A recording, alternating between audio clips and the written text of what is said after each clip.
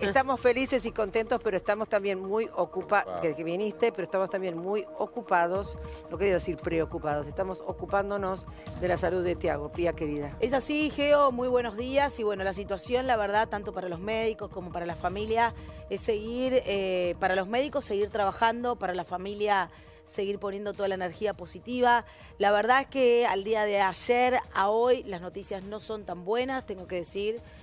Para su familia siente que de alguna manera involucionó lo que ha sido por el momento su estado de salud. Ustedes saben que esto tiene que ver un día a día, un paciente en terapia intensiva, en una semana y pico que ya lleva de internación, no todos los días son buenas noticias, pero puntualmente nosotros venimos hablando en el programa de lo que tiene que ver con la respiración de Tiago, lo que tiene que ver con el trabajo de sus pulmones, lo que me estaban contando que todas las novedades pasan nuevamente por sus dos pulmones, tiene los dos muy delicados, que no respira sin el tubo, digamos que esto lo lleva a poder ayudar a sus pulmones a poder tener una buena respiración. Lo que intentan y que quieren y que sueñan que en los próximos días se pueda hacer es poder sacar este tubo para que sus pulmones puedan trabajar solos. Hoy no se da esa situación y esa es la situación que más preocupa. Ustedes saben, lo dicen ellos en las redes sociales, lo dice su familia, lo dicen sus amigos. Yo quiero sumar a cómo ayer Daniela, nosotros cuando terminamos el programa, les contaba que todo esto cambió. Antes era a las 9 de la mañana, a la 1 había un parte médico. Bueno, Daniela, a partir de la utilización de las redes sociales y la importancia que tienen todos que la miramos, es Daniela quien cuenta ahí qué es lo que va pasando y si quiere lo podemos compartir, porque esto decía Daniela: el día de hoy Tiago continúa sin requerimiento de drogas para mantener su presión. Las sinotrópicas, es las que hablábamos ayer con las el que hablábamos ayer con el médico. Que eso era importante, ¿no? Total. Continúa con respirador, sedado, en terapia intensiva, sigue con antibióticos. Se presentó un tapón de moco, atelactasia, que está siendo tratado con kinesiología. Hoy el foco está en sus pulmones, repito, es lo que viene pasando en las últimas casi 36 horas, les diría. Necesitamos que sanen, pedimos oración para que con fe tengamos un mejor diagnóstico, esperamos evolución. Porque ella dice necesitamos que sanen, porque es lo que les estoy contando, porque ellos necesitan empezar a ver la posibilidad, esa luz que permita que los pulmones puedan trabajar por sí solos. Es lo que se llama destete. Van probando de a poco, ir quitándole la potencia al respirador y demás y ver si se activan sus pulmones por mérito propio. Es un proceso, ¿no? Es un proceso, pero llevando un tiempo. Lo más difícil. Yo ayer les contaba también otro de los factores que estaba preocupando y tenía que ver con la fiebre, ¿no? La fiebre y encontrar los motivos. Pasó el sábado a la mañana, finalmente encontraron algunos motivos. El domingo a la noche lamentablemente volvió. Me estaban informando que un cultivo dio positivo de principio de neumonía. Entonces, esto tiene que ver nuevamente con los pulmones y volvemos a poner el foco ahí, por eso estos picos de fiebre. Bueno, obviamente es seguir rezando, decimos siempre. Claro, porque esa es la infección que tiene, ese tapón de moco que da esa alerta y da la fiebre, ¿no? Da la atelactasia. Sí. Atelactasia, sí, atelactasia. Es lo que decía.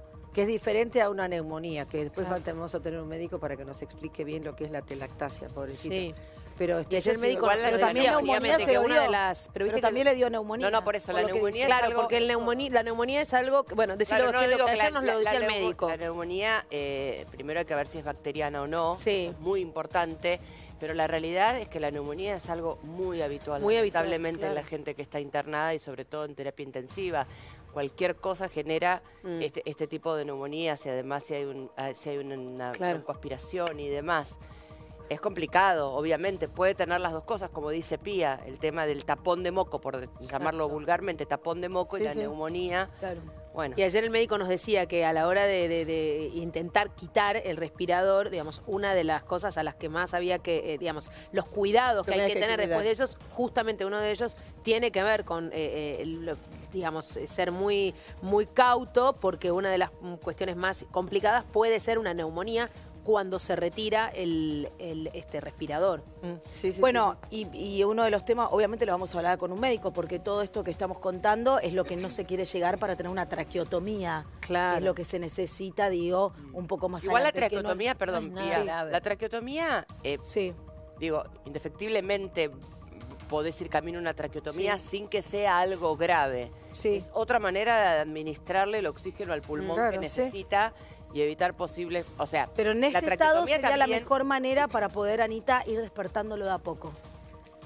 O sea, retirar la para empezar a que despierte también y ver. Por eso, hay que ir viendo, digo, todo esto es lo que se está evaluando, es el día a día, el minuto a minuto, no pasaron ni 15 días de esta operación, pero obviamente, bueno, hay que empezar a combatir todos los focos que se están haciendo un poco más complicados, ¿no? Daniela también utilizó las redes sociales para explicar y para pedir por Tiago. ¿Lo vemos, por favor? Dale, mi amor. Pensé mucho en hacer este video, ¿no? Y la verdad que yo siento que necesito hacerlo. Porque quiero agradecerles a todos ustedes, a cada uno que ora, que prende una velita, que me manda fuerzas, que sé que está con nosotros, con la familia de Tiago, con las nenas, todos orando y rezando por él, por su evolución. Quiero hacerles un pedido en lo más profundo de mi corazón. Es que Tiago tiene los órganos más afectados en sus pulmones.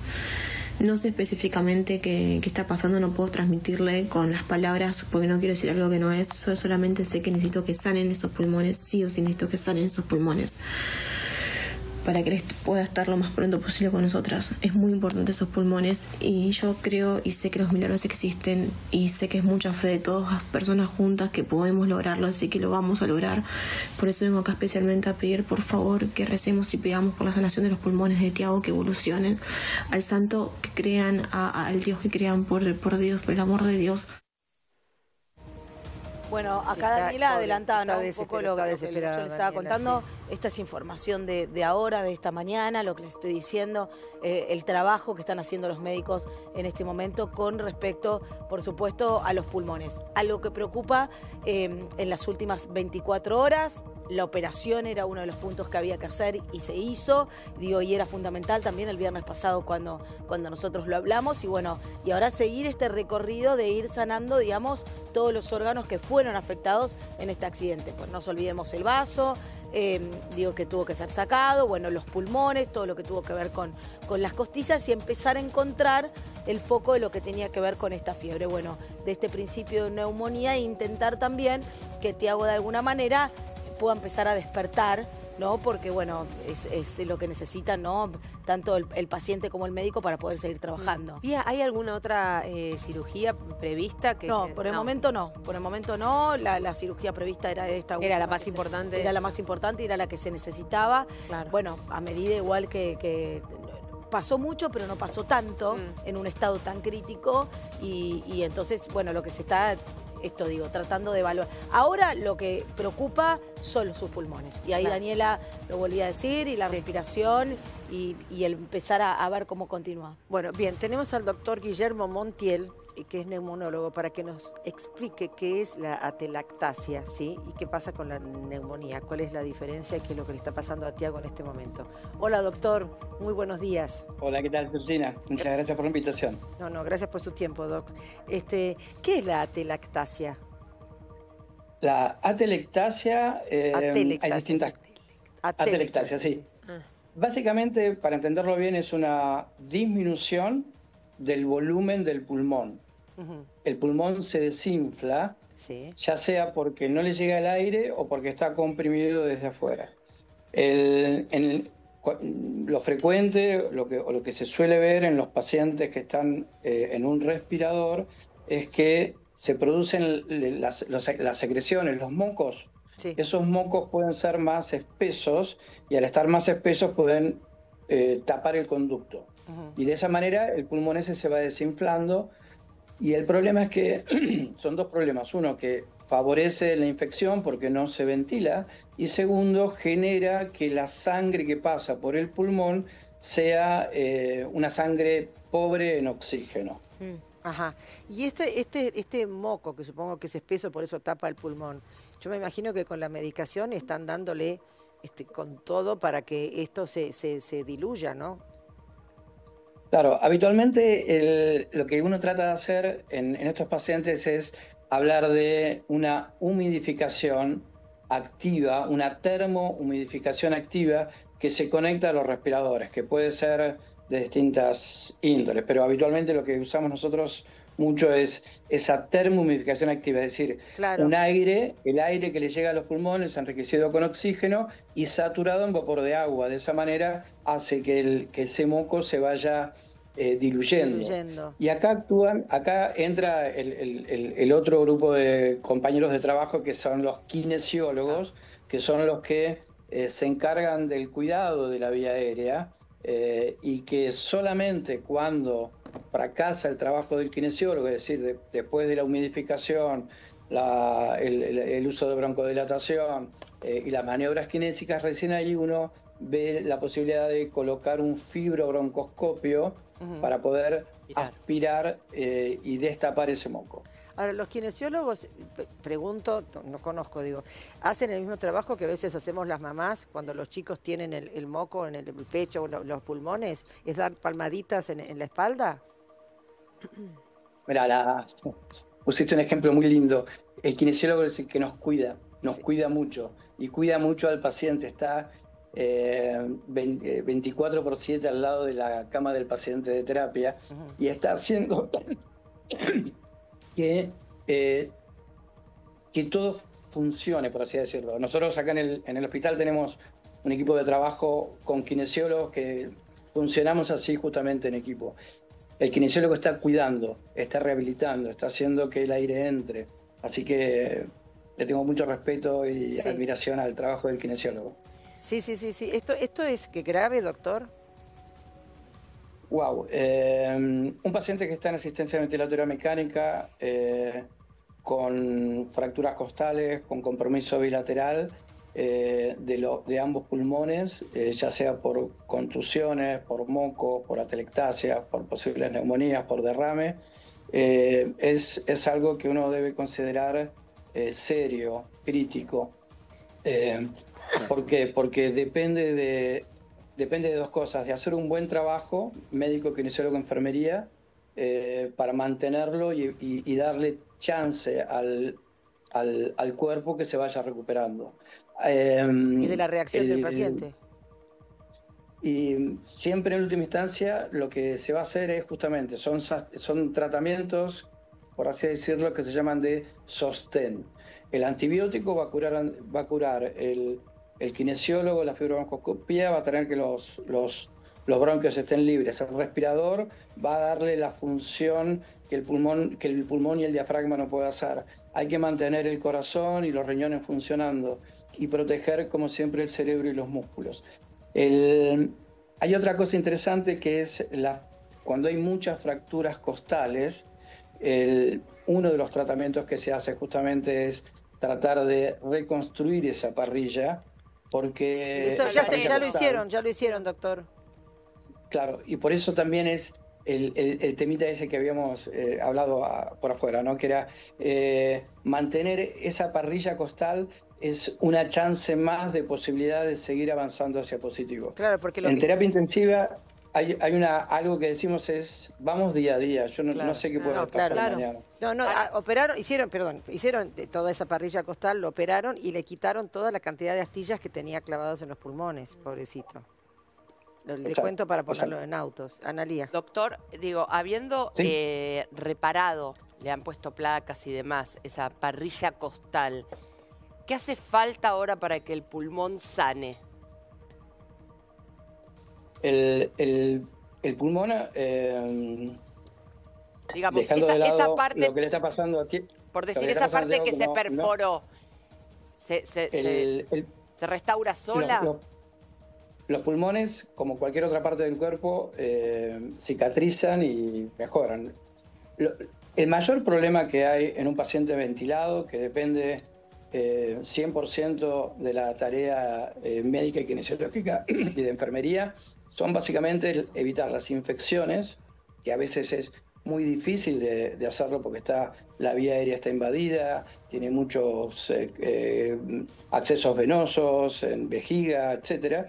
Entonces hay que estar cuidando mucho que no haya más complicaciones y dando tiempo a que el pulmón, con la medicación antiinflamatoria, antibiótica y demás, vaya recuperando hasta un límite donde uno pueda pensar en decir, bueno, ya te puedo sacar el respirador, pero eso ocurre solamente cuando se alcanzan ciertos parámetros de seguridad. El tema si hay o no hay fístula, bueno, son todos un montón de cositas que ya van del día a día y competen ya al médico tratante. Ahora, usted decía que primero van a tratar de sacarle, por decirlo vulgarmente, este tapón de moco a través de la kinesiología, la enfermería, y que si eso, bueno, no tiene éxito, hace la aspiración de los bronquios. ¿Por qué no es al revés? ¿Por qué no se trata de ir primero, porque es algo arriesgado, aspirarlos de una? Vuelvo a insistir que no estoy hablando del paciente que no, por supuesto. Hablo en general. En línea genérica, sí. En principio, el trabajo del kinesiólogo y de la modificación es algo que está en el día a día y es seguro y demás. El tema de hacer una endoscopía, que en terapia intensiva y con los recursos que existen hoy, es un procedimiento que no es de mayor riesgo, teniendo en cuenta las características del paciente. A lo que voy es esto: cuando yo pongo un fibro en la vía aérea, tengo que, por ahí en algún momento se puede perder presión ese pulmón. El pulmón está inflado porque le están dando presión, entonces puede llegar a perder un poquito de presión y se puede arrastrar algún germen de afuera. Es decir, nosotros lo tenemos siempre en segunda línea y tenemos muy pocas atelectasias que tuvimos que resolver con endoscopía. Es decir, el excelente trabajo de kinesiología hace que muchas veces no haga falta. Qué bueno. Y doctor, ¿cuál es el riesgo y en qué condiciones además tiene que estar el paciente para poder considerar que es el momento de sacar el respirador? Tiene que estar hemodinámicamente estable, es decir, buena presión, orinando bien, sin necesidad de drogas vasoactivas. Tiene que tener un pulmón que esté no tan rígido, con tanta compromiso de las estructuras pulmonares, porque el pulmón rígido hace que para respirar tenga que hacer mucha fuerza para respirar. Y entonces eso es como tratar de subir a la Aconcagua corriendo, ¿no? Se va a fatigar los músculos. Tiene que tener condiciones de la mecánica del pulmón y lo que llamamos del intercambio de gases. Y tiene que su centro respiratorio estar en condiciones de decirle a los músculos, vamos, contráiganse para que entre el aire. Por eso tienen que, es decir, lo que están haciendo ustedes ahora, lo que estamos haciendo nosotros, respirando ahora, es una cuestión de fisiología bastante compleja y orquestada. A los pacientes que están sedados y relajados en un respirador, todas esas funciones que las controlan millones de neuronas, se las hacen un grupo de médicos, kinesiólogos y enfermeros. Entonces, por eso hay que esperar condiciones hemodinámicas, respiratorias, de intercambio gaseoso y neurológicas.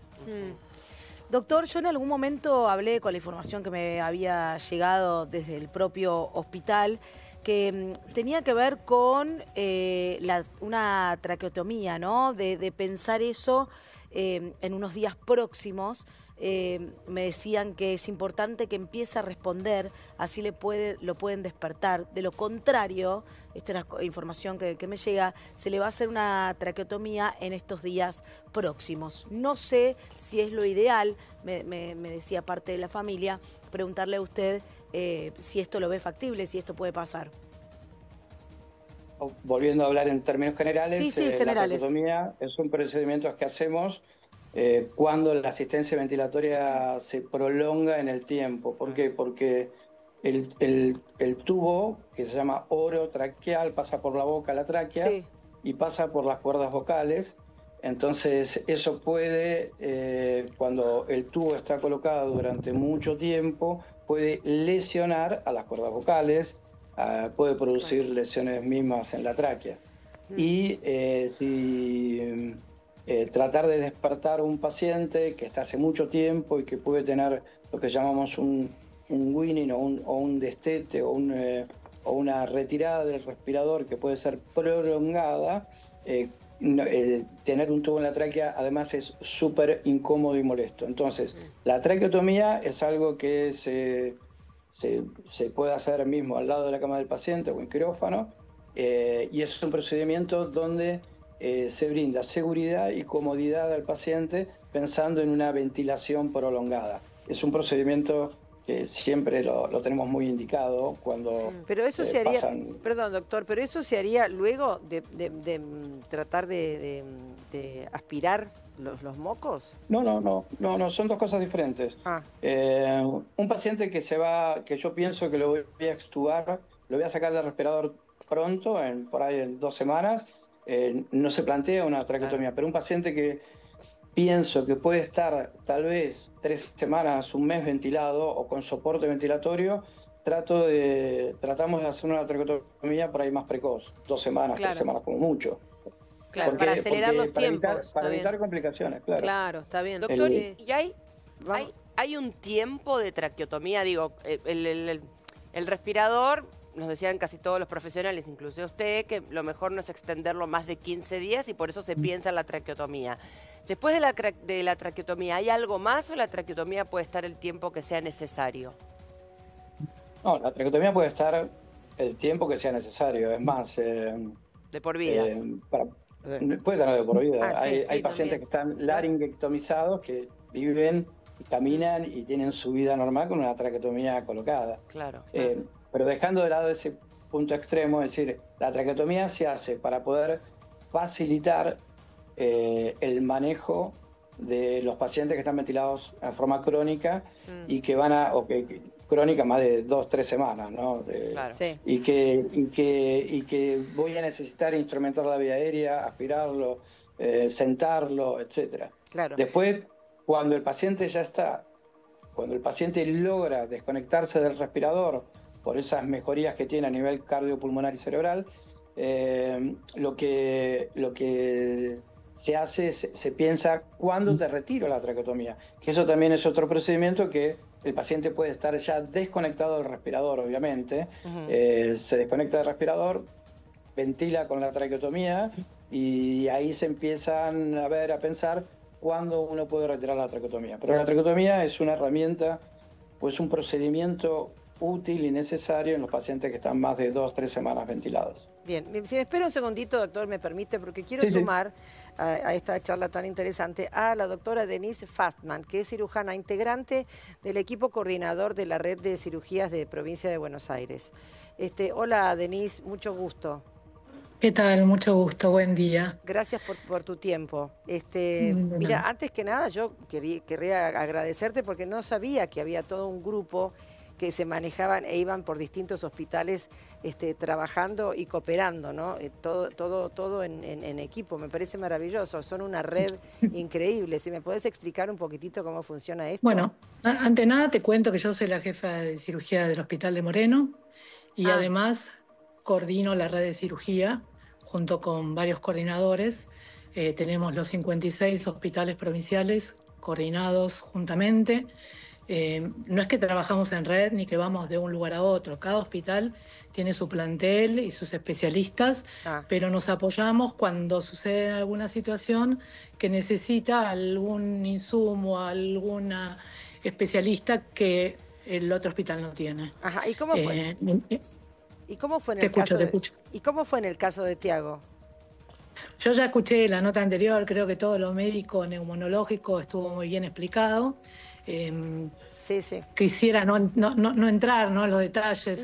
Digo, ¿cómo fue? No estaba preguntando eso, sino cómo fue la colaboración en el caso de Tiago. Nosotros recibimos el viernes 12 a la noche a un paciente politraumatizado, como sucede habitualmente en nuestro hospital. Nuestro hospital es un interzonal de agudos que recibe mucha patología de estas características, así que estamos preparados y formados para poder resolver estos pacientes. A él lo operamos el viernes haciendo un control de daño, como se hace primero a estos pacientes que tienen riesgo de vida. Hizo la resolución de la primera cirugía abdominal y después pasó a terapia hasta que se compensara y decidimos cuál fue el mejor momento para realizar la segunda cirugía. que fue la que ustedes bien saben, la reparación de la parrilla costal. Sí.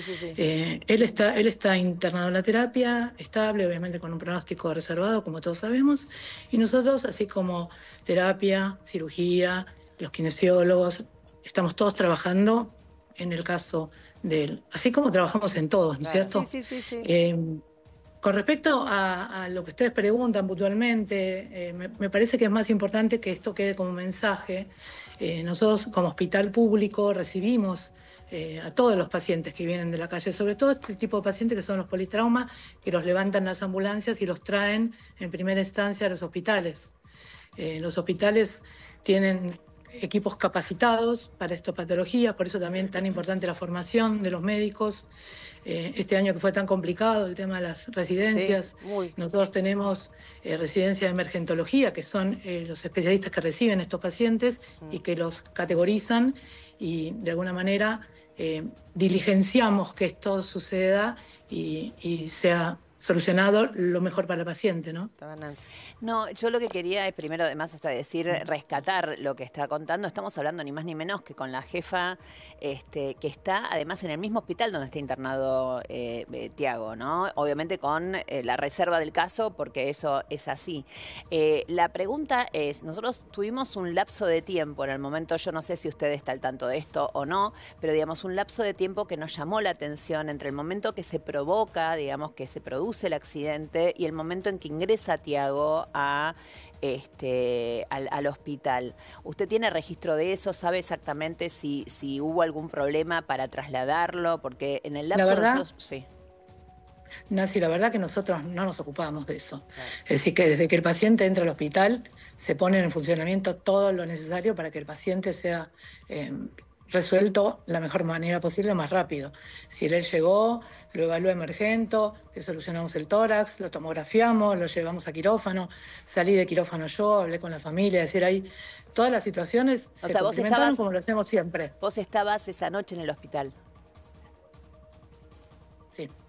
Ajá. Y cuando tuvieron que recurrir a la red, como preguntaba recién Georgina, el especialista que se sumó, digamos, ¿por qué? ¿Porque ustedes no tenían? ¿Cómo es ese...? Yo te cuento de vuelta. Yo coordino la red junto con 6 coordinadores más, todos los 56 hospitales que tenemos, que trabajamos en red, somos todos colegas, nos conocemos y hemos trabajado en grupo de todos estos últimos años.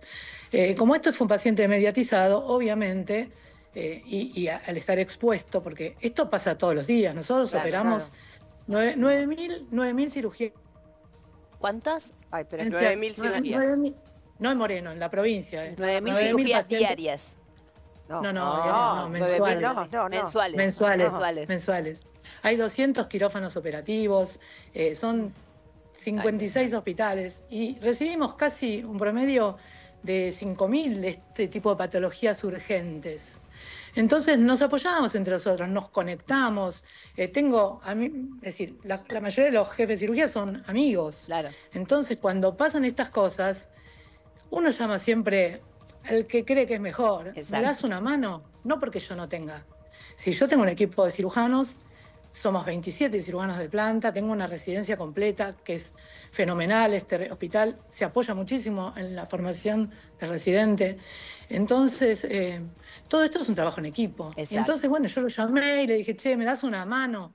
Pero no porque no lo pudiéramos resolver. Exacto. Simplemente por la exposición y porque obviamente yo quiero que este chico salga y que ande bien y todo lo mejor que podamos hacer para él, lo vamos a hacer. Doctora, y buen día, Analía la saluda. En este tipo de casos, digo, no el de Tiago, usted dice que tienen 9.000 cirugías mensuales, digo, se están moviendo permanentemente. Cuando se recurre a esta red, que los médicos van al lugar a operar, ¿es porque el paciente no puede ser trasladado? Vuelvo a repetir, los médicos no nos movemos de nuestro sitio de trabajo. Ella explicó eso, sí.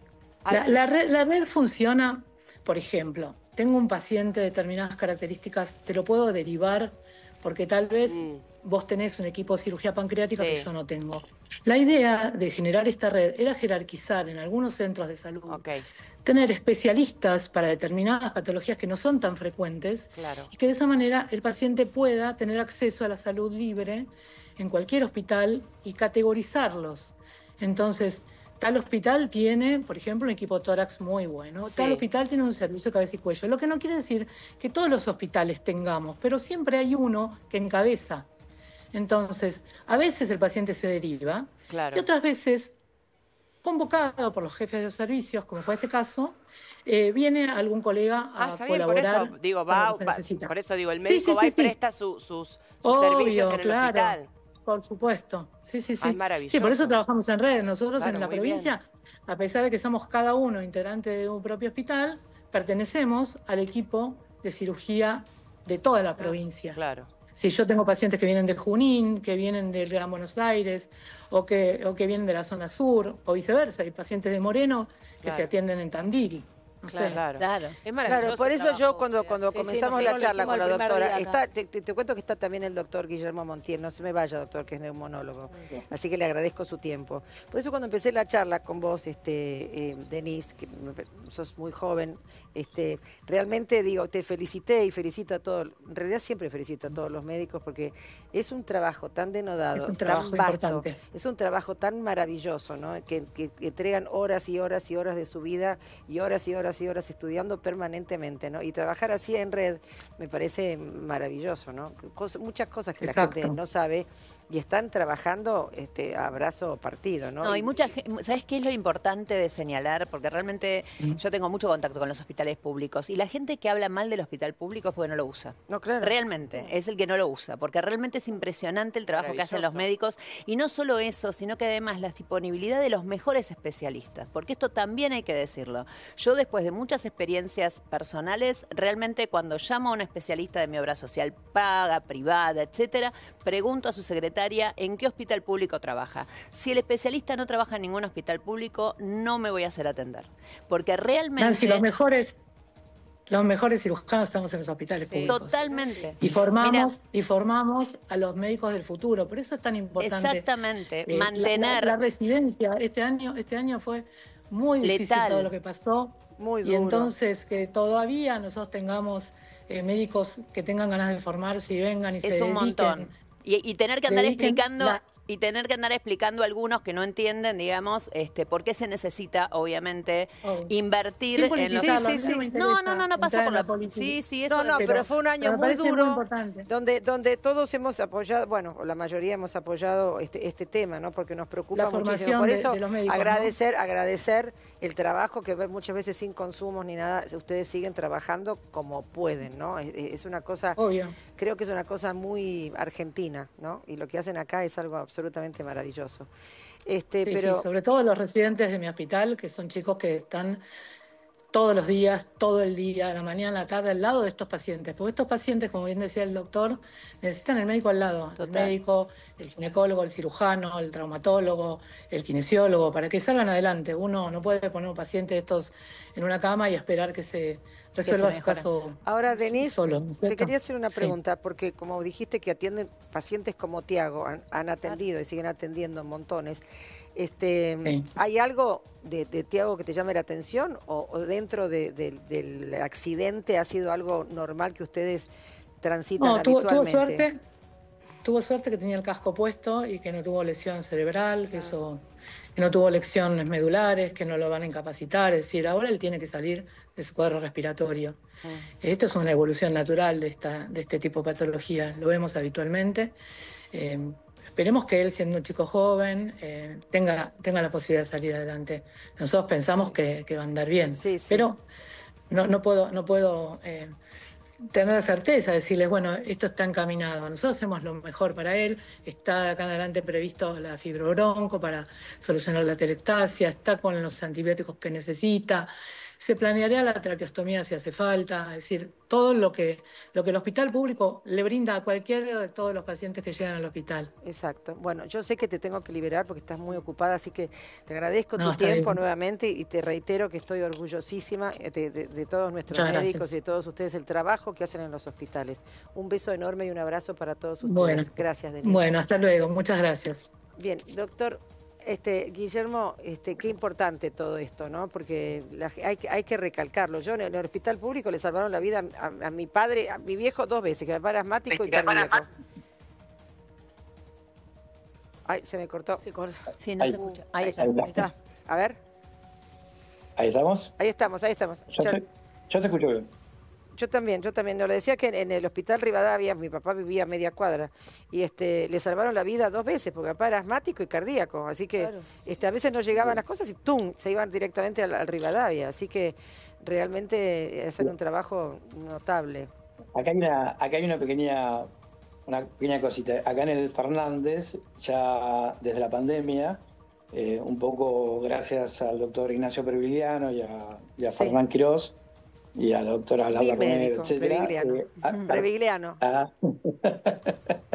Bueno, Ignacio fue el que nos convocó para armar lo que al día de hoy es fue la primera y la única que quedó, unidad de cuidados respiratorios no invasivos, que durante la pandemia salvó muchas vidas. Muchas vidas. Claro.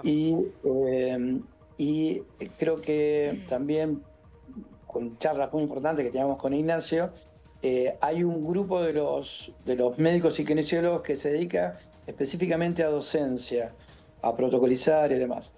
En todo este interín termina la pandemia y tanto el doctor Quirós como todo el equipo de salud nos pide que permanezcamos acá, porque estamos con contratos transitorios, ¿no? Pero nos pide que sigamos estando. Y nosotros, obviamente, con mucho honor, hemos tenido derivaciones de sanatorios privados al hospital, claro, de prepagas muy importantes. Pero totalmente, pero eso es así. Eso es así. O sea, ¿qué es lo que sucede muchas veces? Yo siempre se lo digo, sobre todo a los chicos, viste, con lo que tuvo mi hijo del síndrome hemolítico, que salgan corriendo a un hospital público. ¿Por qué? Porque los mayores especialistas están ahí, aunque tengas que una tienen 1000 casos por día y tienen el oficio. Es eso.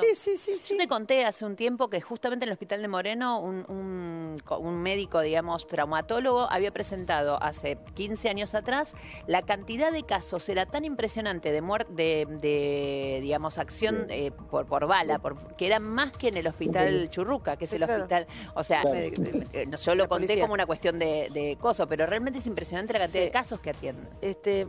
Si me permite, doctor, le quiero preguntar a Pía, Pía querida, a ver, ¿tenés algún tipo de información nueva? Contarles, voy a repasar un poco, por favor. Desde ayer que venimos contando un poco todo cómo viene su estado de salud, el de Tiago, estamos hablando, ustedes recuerden que ahora no hay más los partes médicos que se venían estableciendo a las 9 de la mañana, ni a las 13, digamos, llegan la verdad, información por parte de la familia, si quiere contar algo, cómo está. Nosotros la verdad que todos los días desde que sucedió este accidente estamos contándoles el minuto a minuto de cuál es la realidad de Tiago, trabajando en vivo con Maggie desde allá. A la familia sí se lo pasan. Sí, a la familia por supuesto, pero estamos hablando de antes, había como una relación entre periodistas y el Ministerio de Salud. Bueno, las últimas novedades tienen que ver con los pulmones, a lo que nosotros venimos hablando acá hace 24 horas. Tiene los dos muy delicados, no respira sin el tubo, digamos, tiene que estar ayudado para que puedan trabajar mejor. Es importante que empiece a responder, así lo pueden despertar.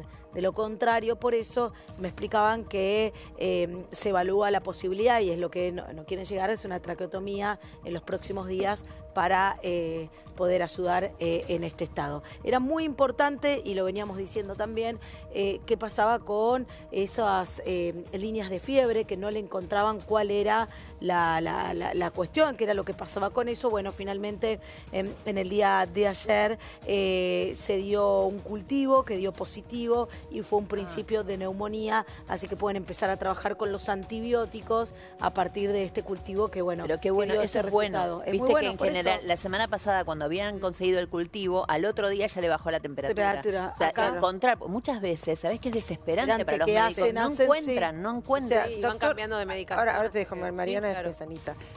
Doctor, la atelactasia, ¿no? Atelectasia.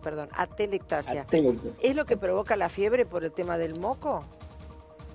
Mira, es una buena pregunta porque la fiebre habitualmente uno la relaciona con infección, y en estos pacientes obviamente uno tiene que buscar infección, y por eso hacen el monitoreo de buscar secreciones, hemocultivos, orina, etcétera, ¿no? Pero hay fiebres que pueden ser inflamatorias, por procesos inflamatorios. Un tromboembolismo de pulmón me puede dar fiebre, cualquier otro tipo de inflamación bronquial me puede dar fiebre. El tema es que la fiebre en estos pacientes siempre voy a buscar infección. Cultivos de secreciones, de orina, de sangre, ver el ecocardiograma, que no haya nada dando vuelta por ahí. Pero puede ser tal vez quizás que haya fiebre no infecciosa. Igual, siempre estos pacientes están con una buena cobertura de antibióticos y lo ideal es que el antibiótico esté guiado por los cultivos. Se empieza empíricamente, pero empíricamente es decir, te voy a dar un antibiótico sin saber qué germen tenés, pero una vez que tengo el germen, uno acota... Van a atacar directo. Exacto.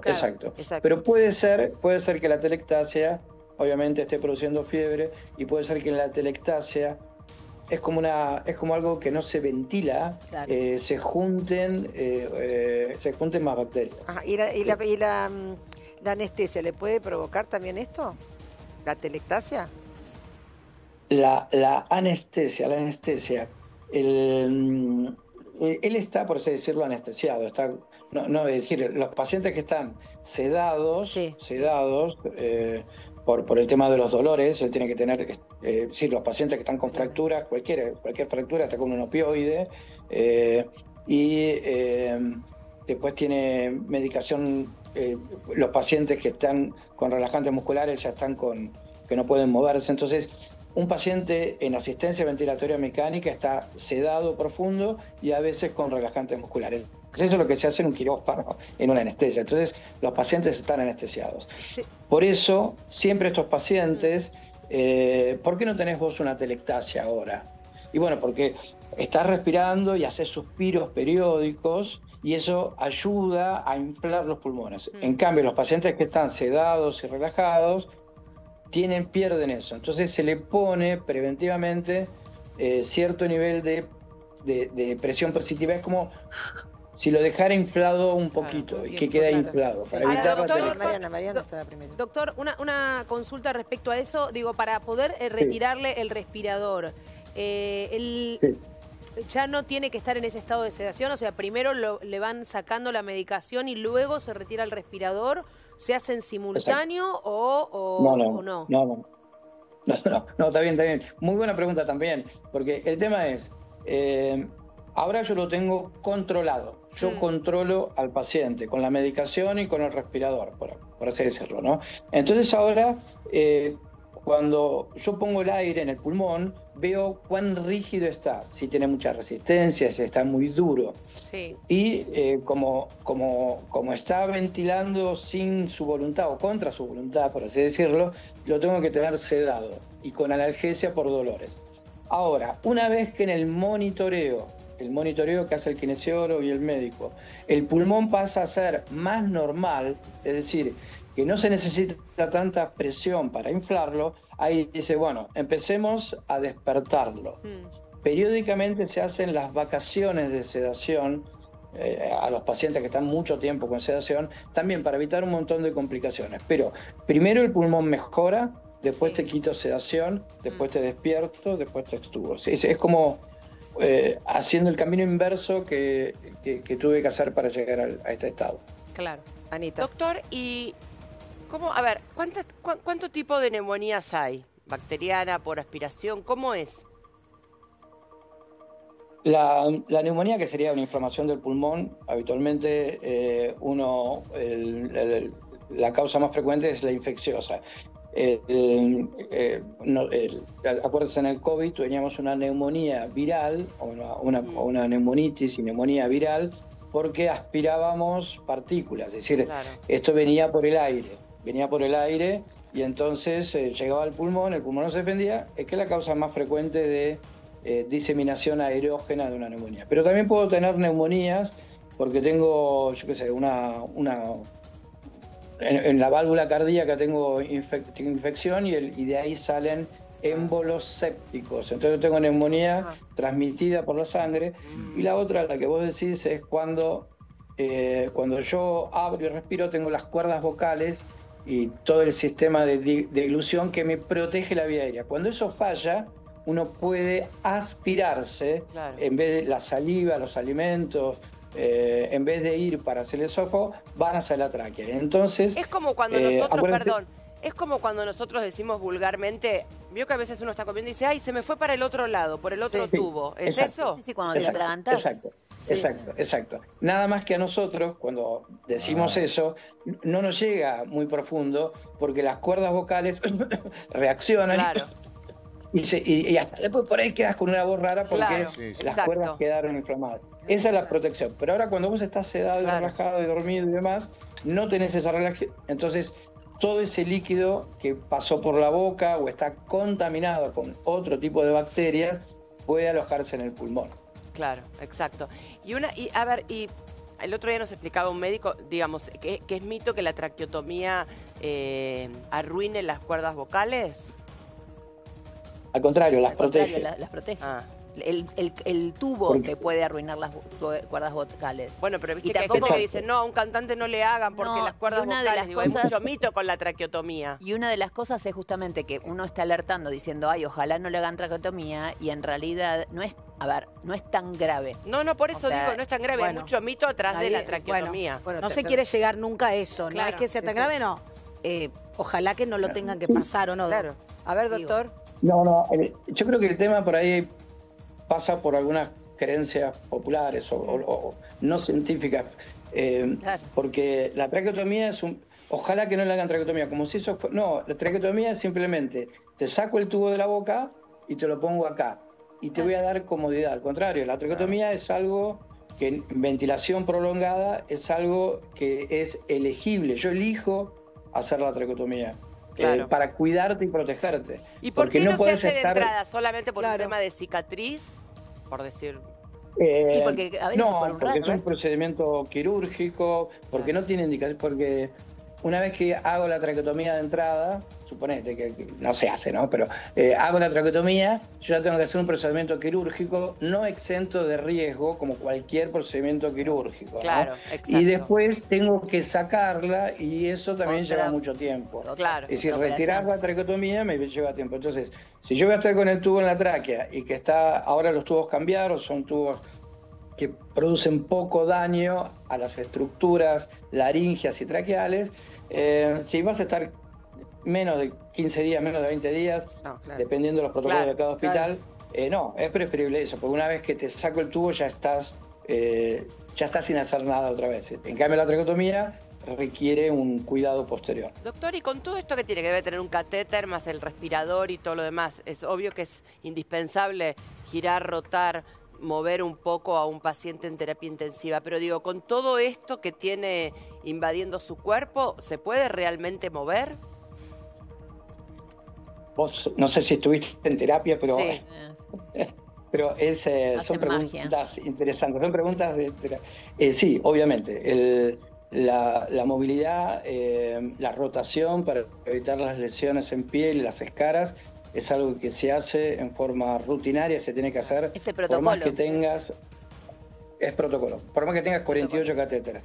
Por eso, cuando vamos a rotar un paciente, a veces los ponemos totalmente boca abajo, en lo que se llama en la posición prono, la panza abajo, la cara mirando para el piso. Claro. Ahí es un protocolo que se hace con 5 o 6 profesionales para evitar que, justamente lo que decías vos, no se salga el tubito de acá, no se salga el catéter de allá. Es más, yo me acuerdo que a Karina Gali, ¿te acordás de nuestra compañera? Estaba embarazada y la tuvieron boca abajo. Sí, pero no tenía las costillas rotas. En este caso es más difícil obviamente, porque tenía la parilla costal lastimada. Embarazada, avanzada, tremendo. La verdad que hacen magia, o sea, es realmente impresionante lo que hacen los médicos de terapia. En pandemia...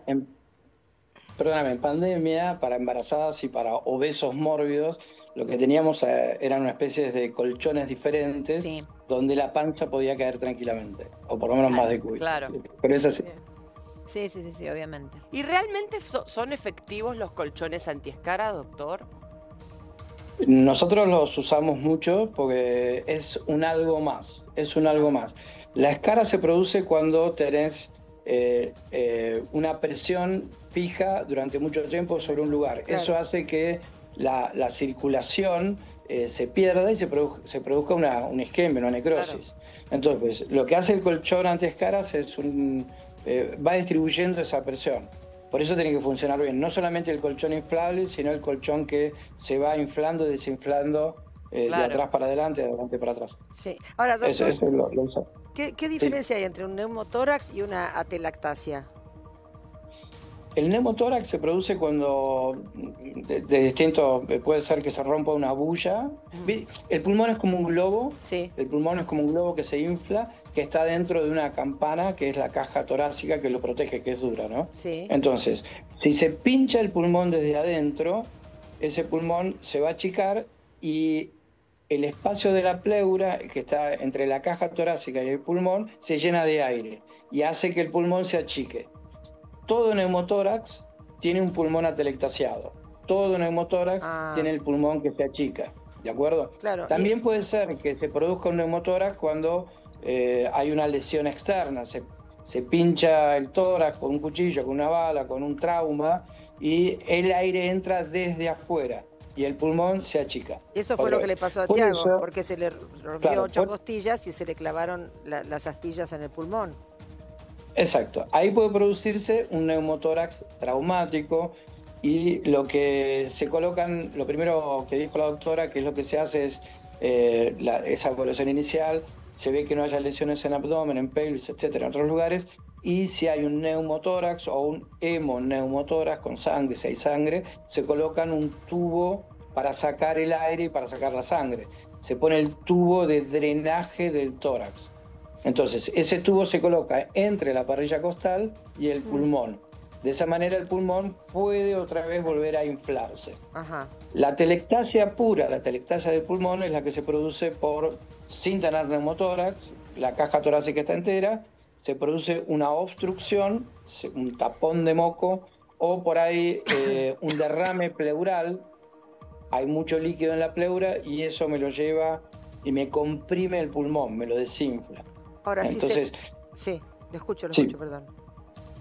No, básicamente es eso. Atelectasia es muy genérico, es disminución de volumen, pérdida de volumen, que puede ser de muchas causas. El neumotórax es una entrada de aire a la pleura que me achica el pulmón. Está bien. Y ahora si de a poquito él vuelve a recuperar el volumen del pulmón, ¿podría largar esos tapones que tiene más fácilmente?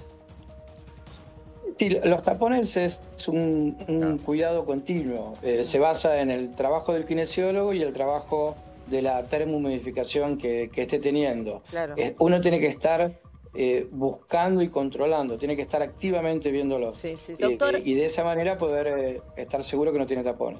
Hay algo que es muy interesante que quizás usted nos puede explicar, yo lo sé, digamos, de manera rudimentaria, como sabemos un poquito de todos los periodistas, y que es la relación que hay entre la capacidad torácica, o mejor dicho, entre el funcionamiento pulmonar y el corazón. Digo esto porque en realidad hay algo que a todas luces es muy importante e interesante en este caso, que es que Tiago es un chico joven, sano de por sí, etcétera, etcétera. Una lesión de este estilo en una persona bastante mayor o con algún antecedente cardíaco complicaría mucho más las cosas, ¿no? Exacto. El corazón es una bomba como la bomba de pozo del campo, es eso. Toma líquido que le llega desde el pulmón, por la vena cava, al pulmón, y lo manda a la circulación general. Para que se oxigene todo el cuerpo, es decir, por eso uno respira, el pulmón recibe el oxígeno y es el corazón el que bombea. Y ahí hay una conexión directa. Hay dos corazones.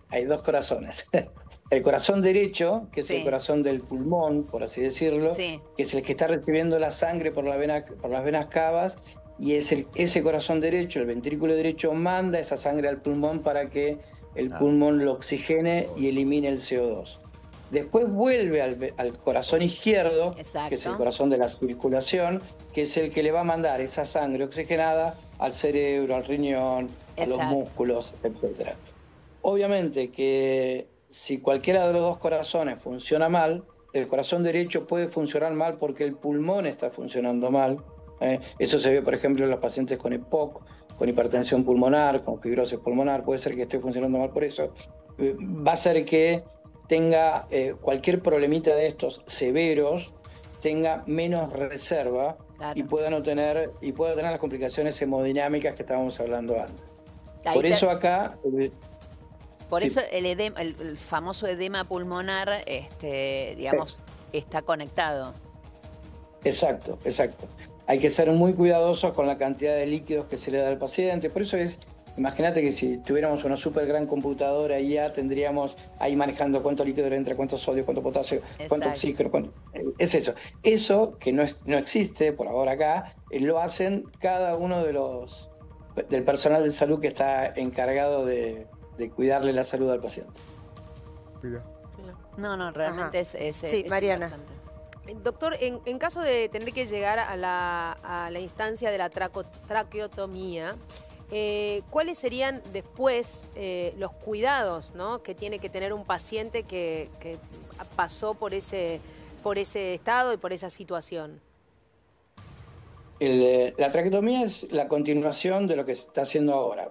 Es decir, que es de esperar que si todavía no está para levantarle la sedación, sacarle la sedación, él va a seguir igual que ahora, con las rotaciones, con los kinesiólogos, con los enfermeros, etcétera, y con el respirador. O sea, son los mismos cuidados.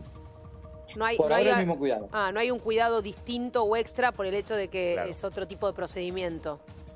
No, porque es cambiarle el tubo de la boca a una entrada quirúrgica. Entonces, lo único que se hace es cuidar el ostoma, la apertura, que no se infecte, tiene que estar en buenas condiciones, etcétera. Eso ya tiene un cuidado que enfermería está muy especializada en eso. Claro. Pero la ventaja es que una vez que se levanta la sedación, es más fácil, el término sería trabajar con el paciente para su recuperación. Claro. Es más fácil trabajar porque se puede sentar tranquilo, puede mover la cabeza sin miedo a que se le salga el tubo, puede empezar a hablar con la traqueotomía, se cierra y puede empezar a hablar, se llama fonación por fuga, pero bueno, ya es un proceso, la traqueotomía está porque yo pienso que va a salir. Ese sería por ahí el mensaje. Claro.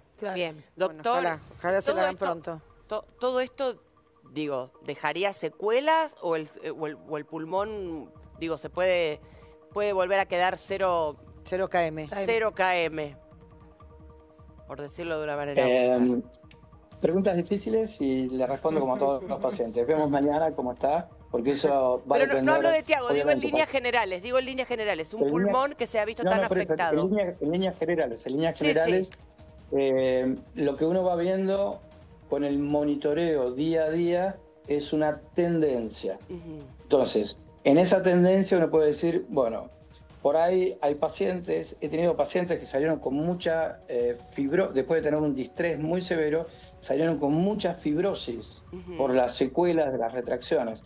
Y al cabo de un tiempo prácticamente mejoraron casi al 100%. Ah, muy bien, pero muy bien. Es muy esperanzador. Va a depender el mismo trabajo intenso que se hace durante la terapia intensiva, hay que hacerlo en el después de la rehabilitación, La rehabilitación que es larga. La rehabilitación es algo fundamental. Que es fundamental. Es fundamental. Y hay en pocos lugares privados y hay en pocos lugares de públicos también. Pero es algo que se recomienda y recomendamos siempre en forma muy intensiva. Sí. Si ahí va a estar la posibilidad de recuperación al 100%.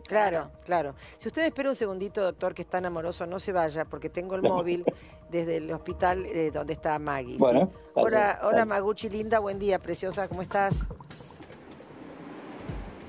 Hola, Geo, muy buenos días. Continuamos en el Hospital de La Vega. Mira, lo que recién pude hablar con la familia, Geo, que te quiero comentar, es que marcaban esto, ¿no? El tema del moco que encontraron en el pulmón, pero lo que le está dando esperanza, a pesar de la fiebre que tuvo estos días Tiago, es el tema de los antibióticos. Sin embargo, siguen muy preocupados por esto. Por eso están orando y me insisten en que por favor toda la gente se suma a la oración, a la fe que ellos tienen para que Tiago pueda curar sus pulmones. En cuanto al tema de donar sangre, también me piden del hospital, les quiero leer los requisitos que me indicaron. para quienes se quieran acercar, a nombre de Tiago Agustín Medina.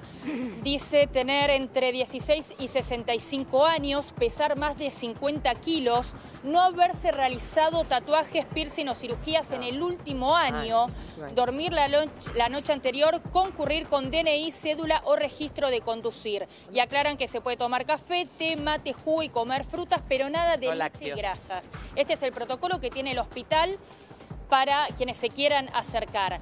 Acá, en cuanto al parte médico que veníamos recibiendo, que bien hoy lo comentó Pía, como se estuvo haciendo toda la semana, del Ministerio me informan que no se va a hacer como se venía acostumbrando, no va a haber un parte médico, salvo que haya algo puntual que comunicar. Sin embargo, la familia viene todos los días, toda la mañana, para poder hablar con los médicos y le puedan comunicar los avances que hay.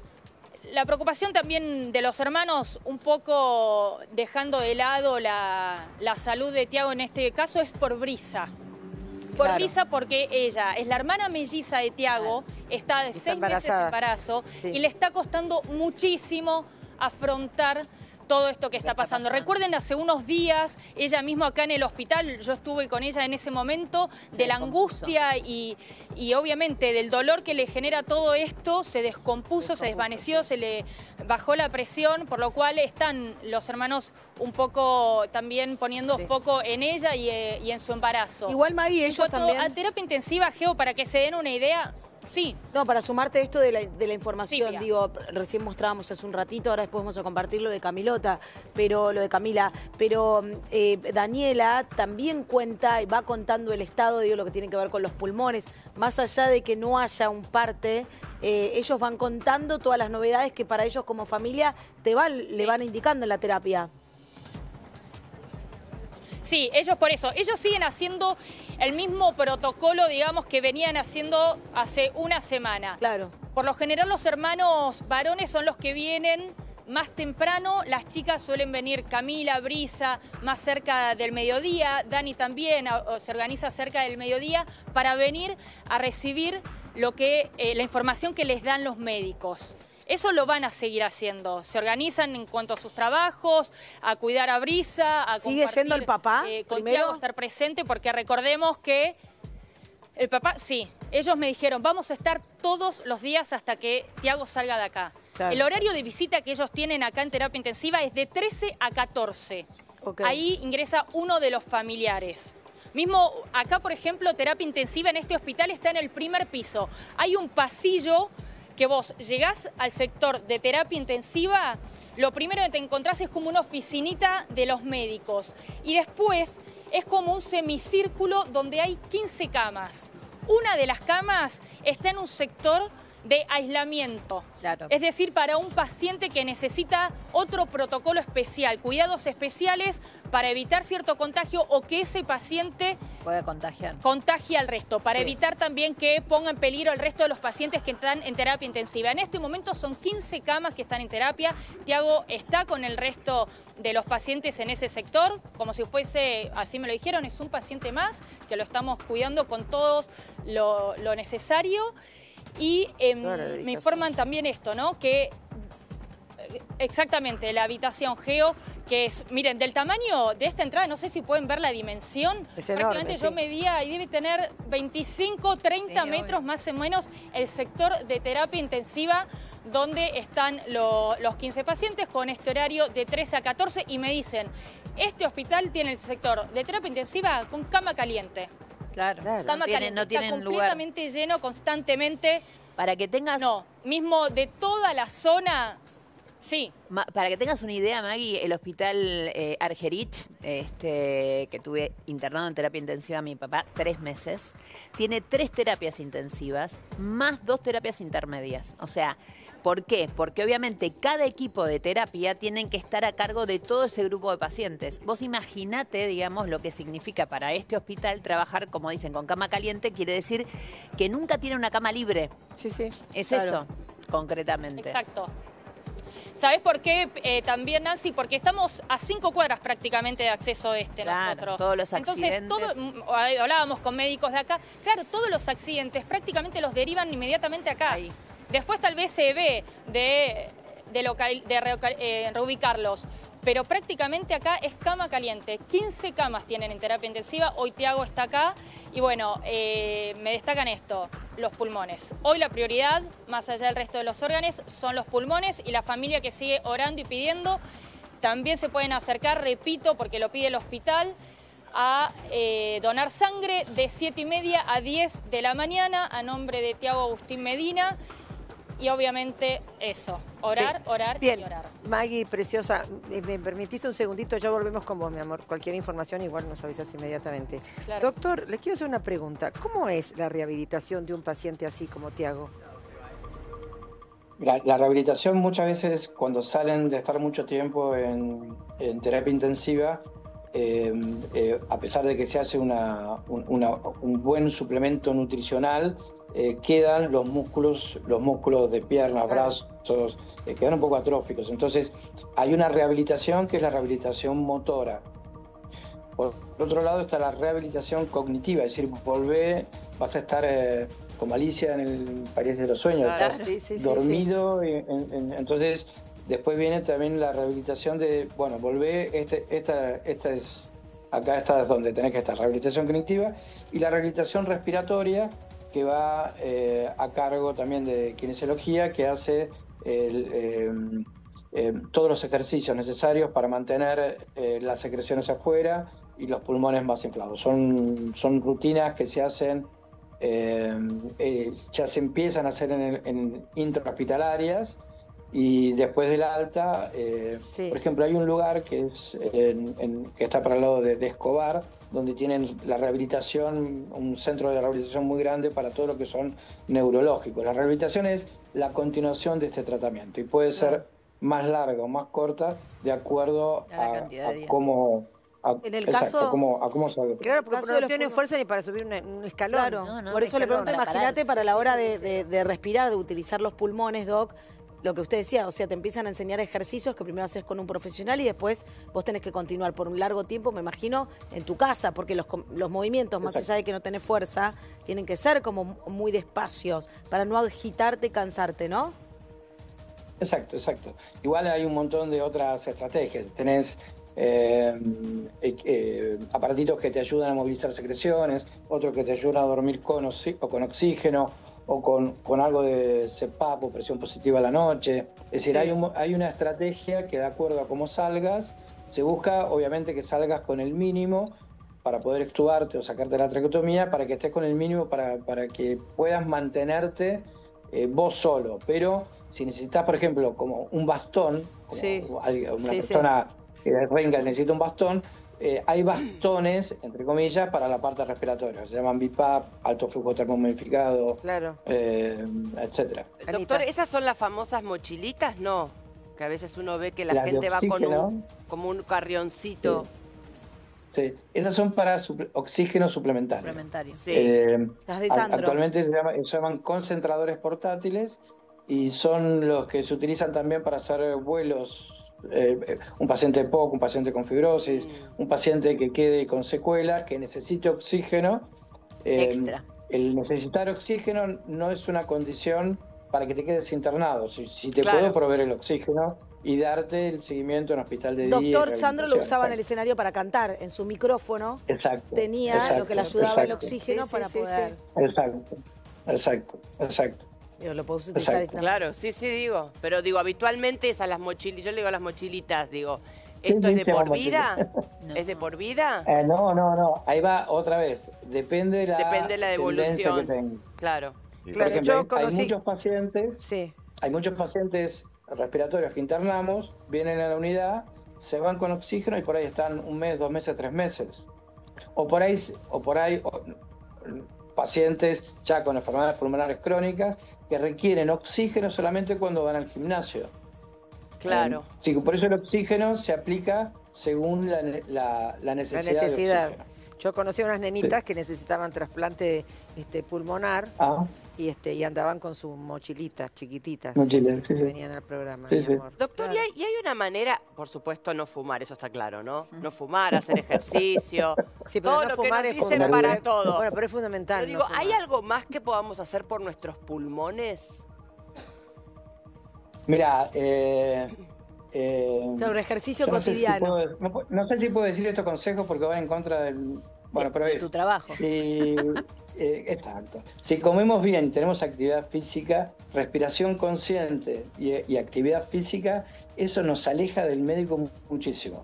Obviamente que todo lo que sea irritativo y tóxico, fumar, cualquier cosa, desde humo en las cocinas a leña, cigarrillos, marihuana, lo que sea, eso va a ser perjudicial para mi pulmón.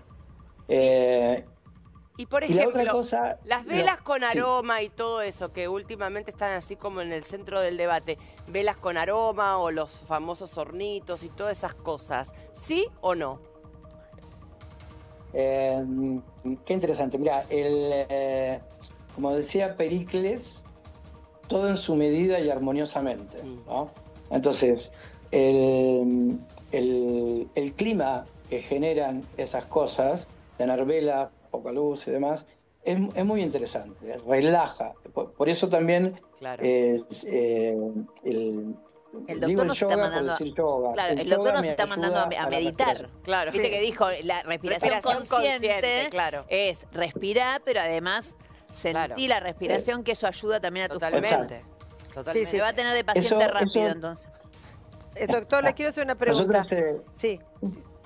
No, le quiero hacer una pregunta.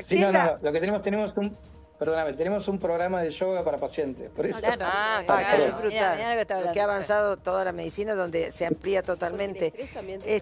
Doctor, ¿qué es la oscilación torácica? ¿La qué? Oscilación torácica. Oscilación. Sí. Oscilación torácica. No sabría qué. Lo metí en un brete, doctor. No, pues habría que ver de dónde sale y por qué lo preguntas. ¿De dónde sale? Yo le voy a decir de dónde sale. De Pablo Nieto, el productor, que se lo pasa por la cucaracha. De mi productor. Ahí sale la pregunta. No sabe ya qué preguntarle. Mira, hay de oscilación y pulmón, te puedo decir que hay cuando hacemos la ecografía, vemos una señal así, una oscilación cardíaca que me dice que no hay un hemotórax, por ejemplo. Nosotros usamos mucho la ecografía para evaluar el pulmón.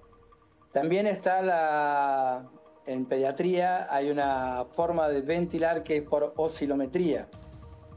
Y la oscilometría también la utilizamos para hacer diagnósticos de compromiso de la pequeña vía aérea. Pero no creo que nada de eso esté en relación a lo que me quiere preguntar tu productor. Claro. Pero hay otra cosa que oscilación y vibración que podría estar, que es algo que se usa para movilizar secreciones. Es decir, respirar contra una resistencia variable que hace como... Y esa oscilación se transmite para la vía aérea y ahí en la vía aérea lo que va haciendo es el moco que está pegado, lo que hace es moverlo, aflojarlo y sacarlo. Así que en oscilometría yo te tiré 4 cosas. Pero no hay, ahí me está diciendo acá, porque desconozco, ¿no hay un chaleco que vibra a alta frecuencia? Bueno, está. Entonces viene por ese lado. Sí. Esos chalecos se utilizan, chalecos vibratorios, se utilizan mucho en los chiquitos que tienen FQ, fibrosis quística. Y antes, hace un tiempo atrás, el kinesiólogo te apoyaba las manos y te hacía vibrar el pulmón. Sí. Eso actualmente a mi casa venía Martita. Hace así. Cuando respirás y te hace como si fuese una cosa así. Y los chicos largan los mocos. Bueno, por eso le preguntaba al principio, porque cuando los chicos están con mocos, yo les golpeaba la espaldita, que me había enseñado el doctor Wasserman, ¿no? Golpearles la espaldita con el puño, sabiendo dónde le tenía que golpear. Ahora, ese chaleco, ¿no? ¿Sirve para lo de Tiago? No, absolutamente no, contraindicado, perimido, porque imagínate, tenés un chaleco que te golpea de arriba a abajo todo el pulmón. En todos lados. Claro. Obviamente con las fracturas, es más, esos chalecos pueden producir fracturas costales. Claro. Es raro, pero pueden producir fracturas costales. No, eso no. Lo que se hace es lo mismo, lo que se adelantó en la fase de kinesiología, se hace eso mismo, pero con estos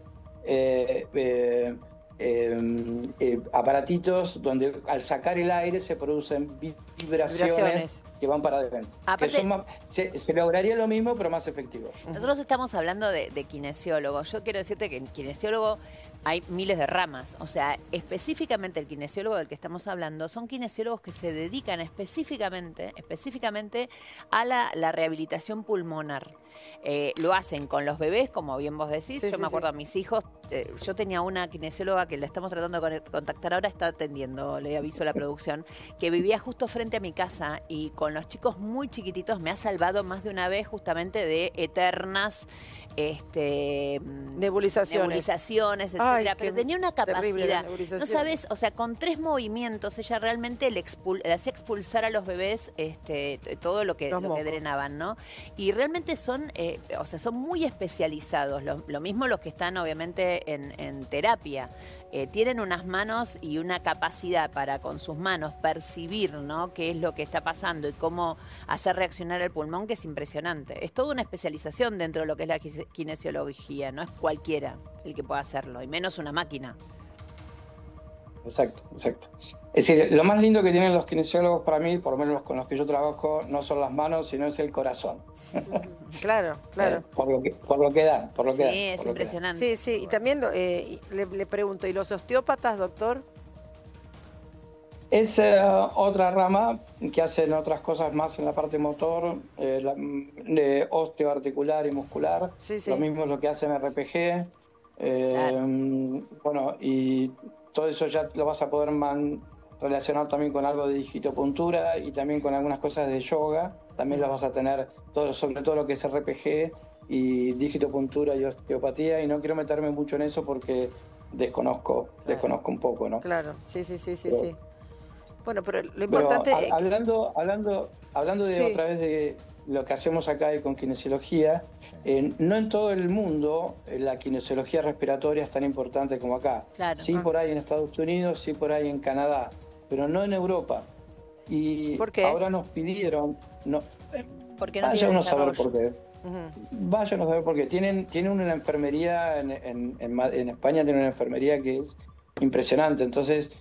por ahí no conocen, no manejan. Entonces, el kinesiólogo respiratorio en Europa no está tan extendido, desarrollado. Bueno, como en acá. su momento que tenían pocos odontólogos, ¿entendés? Fueron un montón de Argentina para allá. Digo, son ramas que por alguna razón no se desarrollan tanto.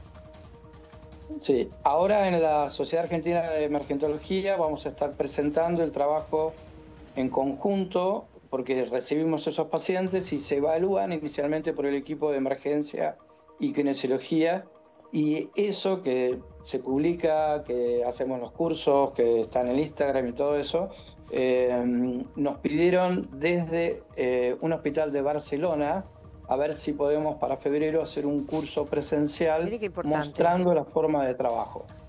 Así que sigamos exportando. Ahí logré que la kinesióloga dejara un ratito al paciente, a ver si podemos hablar con ella. Es importante. Si usted me espera un segundito, doctor, que es tan amable y nos está dando un montón de tiempo, de su tiempo tan valioso. También la que habló fue Camila, la hermana de Tiago. ¿Lo vemos, por favor? Dale, Santi. No, Fernando hasta ahora. Fer.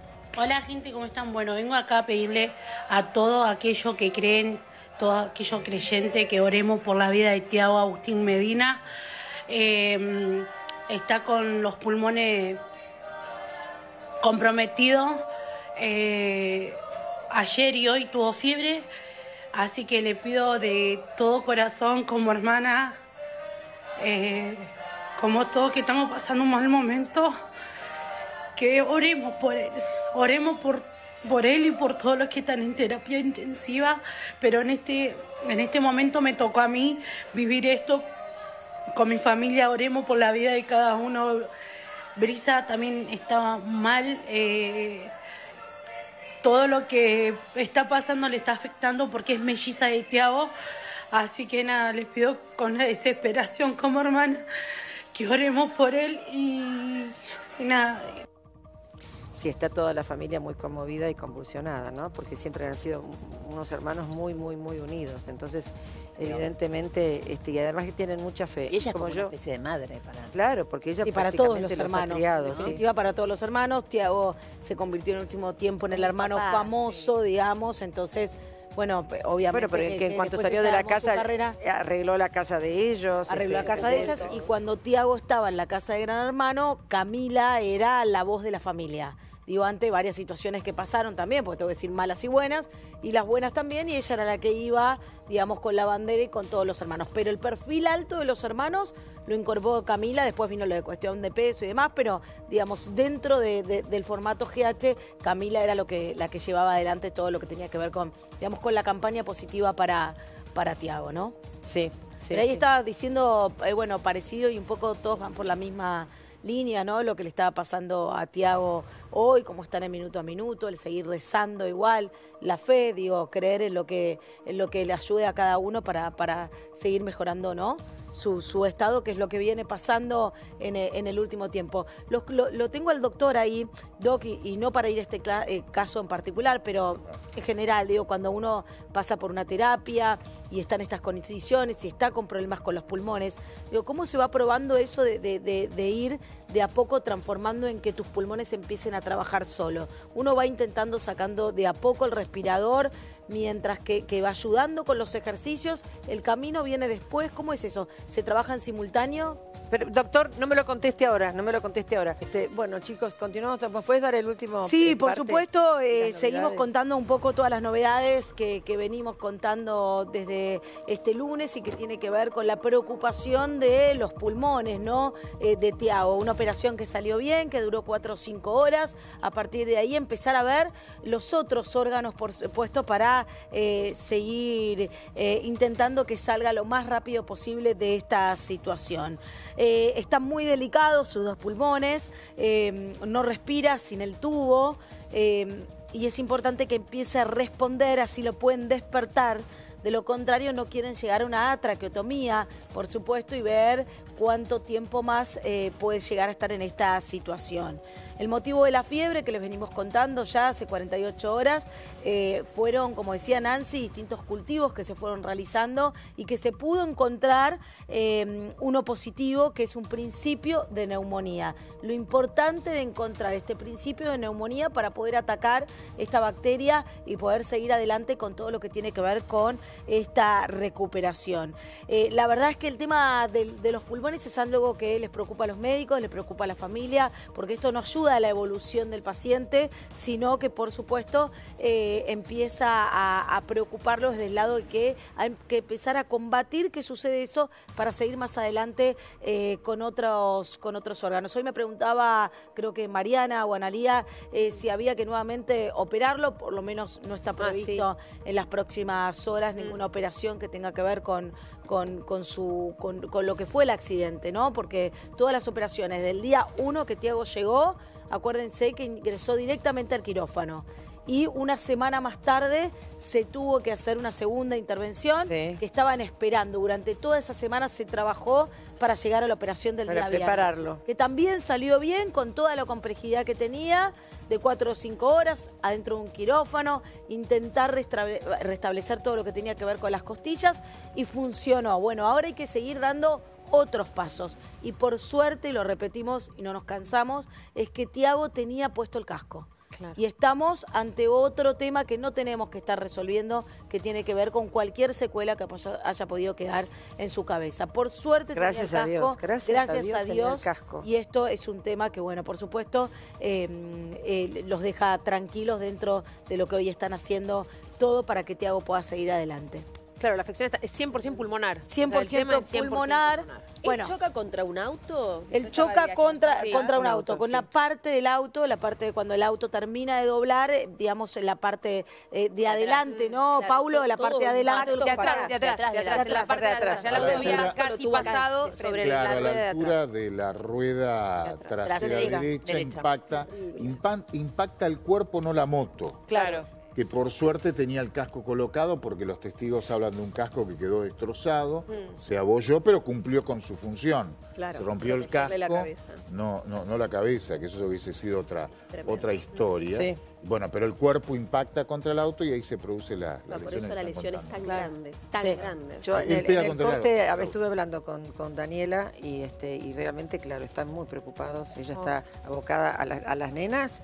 Bueno, o sea, se les paró la vida a todos. O sea, están totalmente concentrados en la recuperación de Tiago, ¿no? Bueno, esto, la verdad, Geo, hay que decirlo, es como bueno, cuando te cambia la vida de un minuto a otro, que te voy a explicar a vos también. Digo, en estas situaciones, cuando uno tiene que, en este caso son chicos jóvenes, Daniela dejó de trabajar para ir esas 2 horas que, como decían, de 12 a 2, son los partes médicos, poder acompañar, volver a su casa. Por suerte ella lo contaba, sus hijas no cambiaron, digamos... La rutina. Y no se nota nada en su personalidad. Creo que es de 13 a 14 la visita porque... los pacientes que están en terapia, pero que pueden comer, o sea, que no están tan mal, que ya están saliendo de lo crítico, tiene que ir un pariente a darles de comer. Claro.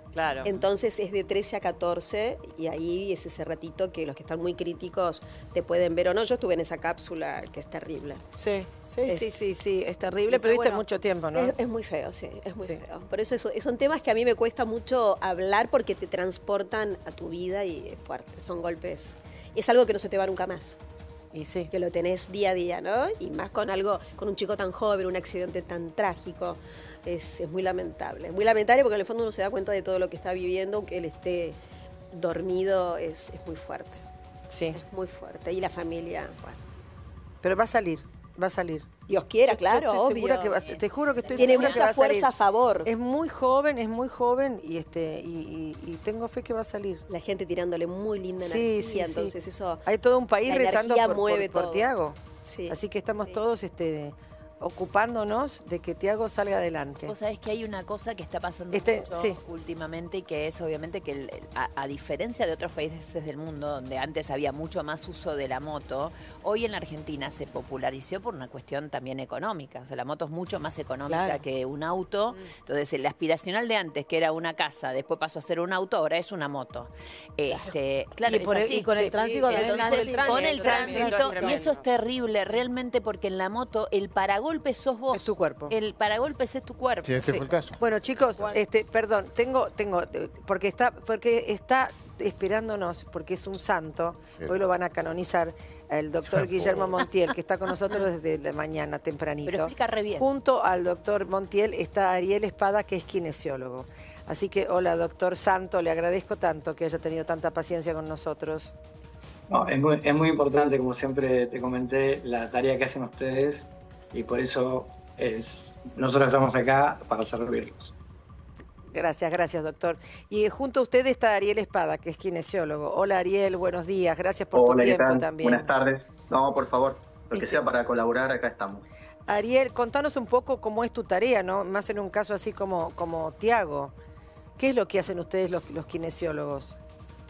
Bien, básicamente lo que hacemos es el monitoreo de la ventilación mecánica, todo lo que es cuidados posturales, como dijo ya el doctor, tratar de mantener permeable la vía aérea y la evaluación de la mecánica respiratoria en estos pacientes a medida que van despertándose, ir tratando de optimizar la ventilación, ¿no? Para tratar de winearlo lo antes posible. Creo que ese monitoreo es uno de los, por decirlo así, de lo más importante con respecto al equipo de trabajo, ¿no? Claro, ir monitoreando, pero además ustedes los van moviendo, van haciendo... Sí, la movilización es precoz. Como dijo el doctor, ya cuando un paciente entra con esas características, generalmente está totalmente sedado y relajado. Por lo tanto, la movilización se realiza desde los primeros días para evitar cualquier tipo de lesiones que van a ser futuras. La movilización también influye sobre la ventilación, que es fundamental. Ajá. Y como yo le preguntaba antes al doctor, ¿y los golpecitos en la espalda? No. No, los golpecitos en la espalda, por suerte ya no se utiliza mucho. No, como se le había preguntado y el kinesiólogo no estaba, se lo quería preguntar nuevamente. Bueno, por ahí hay otras maniobras un poquito más avanzadas que hoy en día con la ventilación mecánica y con otras aparatologías modernas se empiezan a implementar y tienen resultados mucho más efectivos, por decirlo así. ¿Nos podés contar, en este caso, digamos, con un paciente como Tiago, con las características que vos ya sabés, qué tipo de maniobras podrías llegar a hacer vos para ayudarlo en lo que le está, por ejemplo, si hay que sacarle mocos, ¿no? De su capacidad torácica. ¿Cómo harías? O sea, ¿qué utilizarías si no son los golpecitos que nosotros conocemos? Bien, el tema de lo que hace un ventilador básicamente es entregar una presión con un flujo determinado. Hay ciertas modificaciones que se pueden realizar con la ventilación para generar un aumento del flujo. La termohumidificación es importante en estos pacientes para mantener fluidas las secreciones y no se generen estos tapones de moco, por decirlo así. Recordemos que él tiene un tubo endotraqueal, por lo tanto, eso si se tapa con secreciones que son adherentes, muchas veces vienen con sangre y todo lo demás, es complicado, ¿no? Por el aumento de la resistencia. Básicamente la termohumidificación y el manejo de ciertos parámetros, por decir así, del ventilador, que son flujo, presión y todo lo demás, nos van a determinar mantener una toilette bronquial mucho más eficiente. Exactamente. Y decime, con lo cual, a mí lo que me queda claro es que vos sos el que, o el kinesiólogo en este caso, es el que va manejando de alguna u otra manera la presión que va dando el respirador. Claro, esto se trabaja más específicamente con el equipo de salud tratante, enfermeros, kinesiólogos, médicos, en el cual día a día se va evaluando y monitorizando qué es el requerimiento o la individualización de la ventilación en el paciente. Recordemos que estos pacientes son dinámicos, como dijiste, es un paciente joven. Sí, obvio. Día a día pueden ir cambiando muchas cosas. Con lo cual vos no haces otro trabajo más que eso, en este contexto, con un paciente que está sedado, que está con una ventilación, con un respirador, etcétera. No hay otro básicamente trabajo. En esta etapa que es de soporte total, uno va cuidando el pulmón para que cuando empiecen a despertarse, el diafragma no sufra mucho y tenga las óptimas condiciones para empezar a despertarlo, para que sea mucho más rápido el weaning y que salga de la ventilación mecánica, ¿no? Claro, porque ahí cómo lo cuidás con... Ese es el otro tema, digamos, el diafragma es lo que nos hace respirar, que es el músculo que está acá abajo, digamos. Exactamente, el músculo principal de la respiración. Ese músculo está descansando, digamos, no descansa nunca. En este caso está descansando y es el primero que tiene que lograr tonicidad para que él pueda respirar por sus propios medios. Así es. Bueno, esto se va evaluando de acuerdo a ciertas mediciones que se van haciendo y a medida que el paciente va evolucionando de forma favorable, ¿no? Claro. Hay muchos parámetros clínicos, hemodinámicos, de medicación que nos van permitiendo protocolizar el despertar del paciente o la salida del paciente de la ventilación mecánica. Claro, por eso esas son las condiciones, digamos, que tiene que tener el paciente para poder comenzar el procedimiento.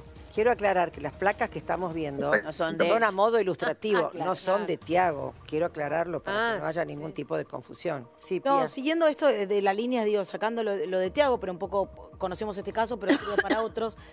Doc, entonces, a medida que los parámetros van mejorando, yo saco ese respirador y ahí empiezo a hacer trabajos con el paciente, porque antes lo hacía usted solo, digamos, como kinesiólogo. Después empiezo a trabajar en conjunto con el paciente para hacer ejercicios. Exactamente, es así. A medida que el paciente puede optimizar más la movilidad, se empieza la sedestación, se empieza trabajos respiratorios, se empieza movilidad en miembros inferiores. Recordemos que todo el cuerpo sufre más allá del diafragma para evitar las polineuropatías de los pacientes críticos. Así que se optimiza la movilización, que tiene que ser precoz, devolver esa vitalidad al músculo, ¿no? Con la movilidad. Ahora, Ariel, en este periodo en el que está él en terapia intensiva, digo él como cualquier paciente en terapia intensiva sin focalizar en Tiago, ¿este tipo de movimiento se hace diariamente, se hace una vez por día, 2 veces por día? Exactamente, hay kinesiólogos 24 horas, por lo tanto se puede realizar muchas veces al día. Lo ideal es la movilización pasiva en este caso, porque él no puede asistir de manera activa, para mantener los rangos articulares y el trofismo muscular también, y evitar cualquier otra circunstancia también de rigidez y todo lo demás, ¿no? Exacto. Claro. ¿Y cuánto tiempo, doctor, aproximadamente puede llevar esta recuperación? Y depende mucho, es muy variable de acuerdo a las circunstancias que hayan llevado el paciente a la ventilación. Es una situación bastante, por decirlo así, ahora está en ventilación, sufrió fracturas y todo lo demás, va a ir dependiendo de todo lo que vaya pasando en el día a día. ¿Bien? No hay objetivos así como decirlos específicos, vamos día a día, es dinámico el paciente. Pero Doc, estos tratamientos, digo, que así, pongamos un accidente, lo que sucedió, usted sabe la operación que tuvo, sale de esta terapia, le sacan el respirador, empieza a poder trabajar sus órganos solos independientes. Puede ser que durante... Mirá, depende un poquito, es como, por así decirlo, para poner cuestiones gráficas, vuelvo a nacer. vuelvo a nacer. Entonces, aprendo a caminar, hay chiquitos que caminan más rápido que otros, aprendo a trotar, a correr y aprendo a usar un montón de cosas. Entonces, la recuperación, como un poco lo decía Ari, va a depender del basal, de cómo termino después de esta crisis severa. Entonces, de ahí ya tenemos los objetivos primarios. Hay muchos pacientes que por ahí ya al mes o a los 2 meses ya están haciendo una vida independiente. Y hay pacientes que tardan 1 año o 2 años. Por eso era lo que te decía antes. Vida independiente no es igual a que yo tengo que seguir haciendo distintos ejercicios y visitando, digamos, al médico durante un tiempo prolongado. Claro, eso va a depender, de la recuperación que tengas. Claro. De la fuerza de voluntad del paciente. Y cómo está la parte, así como decimos, la parte genética, cómo está la estructura, cómo quedaron tus músculos, tus riñones, tu corazón, porque de eso va a depender mucho. Y también depende de todo el trabajo previo que se hace. Es decir, evitar lo que se llaman las posiciones viciosas, dejar al paciente por ahí con una pierna extendida y después que tenga una anquilosis en la rodilla. Claro. Bueno, todo eso, es decir, una vez que el paciente ingresa al respirador, uno ya piensa que va a salir, ¿o no? Claro. Porque es optimista. Entonces, tengo que trabajar con la alimentación, con toda la parte de kinesiología, con el recupero pulmonar, con los antibióticos, pensando que tiene que salir de esta crisis con el menor daño colateral posible. Esa sería un poco la idea. Una vez que salió, ya empezamos en... hay algo que no es menor, que es la parte, psicológica, el estrés postraumático, despertarse de eso y enterarse, tomar conocimiento de todo lo que te sucedió, de lo grave que estuviste. Del tiempo que pasó. No estoy hablando de Tiago, estoy hablando en líneas generales. Sí. No, pero está con el doctor también, quiero decir, me parece que es un área muy importante a trabajar, porque como decía Marixa, después también depende mucho de la voluntad del paciente y hay que fortalecer también esa parte, ¿no? Eso no sé cómo se trabaja ahora en las terapias, doctor, porque realmente yo tuve un hijo muy chiquito en terapia y una de las cosas con las que salí realmente conmocionada es que obviamente el médico terapeuta, los enfermeros van a salvar la vida, no están pendientes de, digamos, qué pasa con la cabecita, ni siquiera de un nene. ¿Eso ahora se ha mejorado? ¿Trabajan con psicólogos? ¿Trabajan con personal especializado en este tipo de traumas? Mira, depende de los lugares, cada lugar a veces no hay una normativa así. Nosotros específicamente en la unidad que es la salida de terapia o la subida de emergencia. Acá tenemos un equipo donde está el equipo de salud mental, trabajamos codo a codo, hacemos los recorridos juntos, hay una nutricionista, el servicio de nutrición también está. Es decir porque entendemos al paciente como un todo, una cosa, un alguien integral, como nosotros. Claro. Entonces hay que atender. Tratamos, seguramente nos olvidamos, pero tratamos de atender todas esas cuestiones. Por eso hablábamos antes de la rehabilitación motora, respiratoria y la rehabilitación neurocognitiva, que más o menos entraría en este tema. Bueno, doctor. Claro, creo que el concepto acompaña a la rehabilitación respiratoria y motora, el concepto de acompañar al paciente también desde lo emocional, ¿no? Creo que eso es parte también de la rehabilitación. Es fundamental acá. Todo. Mucho a favor esto también. Bien, bueno, muchísimas gracias, les agradezco muchísimo su tiempo, doctor. Usted es un santo, muchísimas gracias, doctor Montiel, porque estás de tempranito con nosotros, desasnándonos y conteniéndonos. Le mando un beso grande. Ariel Espada, muchísimas gracias también. No, por favor. Te mando un beso muy, muy grande. Gracias por su tiempo, chicos, porque sé que tienen que trabajar. Muchísimas gracias. Como siempre, felicitaciones por el trabajo que hacen. Gracias, muchísimas gracias. Muchas gracias. Bueno, vamos con Maggie inmediatamente, que está desde el Hospital Vega, con la jefa de kinesiología, que no es la que está atendiendo en este momento a Tiago, pero es la jefa de kinesiología, la doctora Julia Sakugawa, ¿sí? ¿Lo dije bien? Sí, Maguita. Geo, exactamente. Antes de dejarlas en comunicación con ella, quería hacer una aclaración que recién tuve una pequeña reunión con la directora del hospital. Me informó que si todo sigue como lo esperan, el miércoles a las 12 del mediodía, ella misma dará una conferencia de prensa para informar el estado de Tiago, cómo viene evolucionando. Ay, qué suerte. También me pidió que se aclare que se lo está tratando como un paciente normal, sin ningún privilegio extra. Obvio. Claro, me está pidiendo que destaquemos eso. Aclararlo, y sí. justamente, exactamente. Y también que se aclare que ellos todavía no pueden determinar que sea una neumonía lo que tiene el paciente, lo que tiene Tiago. Es una infección en los pulmones que tiene que ver cómo evoluciona o involuciona. Basándonos en esta aclaración, ahora sí los dejo con Julia, que es la jefa de kinesiología acá del hospital. Gracias. Buenos días. Hola, buenos días, Julia. Buenos días. Gracias por tu tiempo, ¿eh? Y la verdad, felicitarlos por el trabajo que hacen porque es encomiable. Pero más allá de eso... Aprovechamos que está Julio con eso para decir que nosotros siempre dijimos era un hospital público que la verdad que trabaja muy bien con todos. Ponemos nosotros la mirada con Tiago porque lo conocemos. Claro, sí, pero siempre en todos los hospitales trabajan fantásticamente bien con todos los pacientes y son un lujo. Julia, yo realmente uno no tiene conciencia de la importancia de la kinesiología en este caso, ¿no? En los pacientes. Es que la kinesiología es parte del equipo de tratamiento de los pacientes que están en la terapia intensiva.